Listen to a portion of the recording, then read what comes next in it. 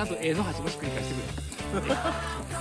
熱いもん。こっちはね、こっちは安い。これが醍醐味や。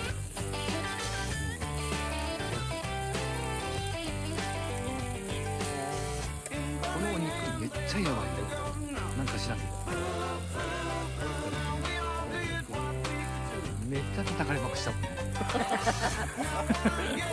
ブツブツブツからして。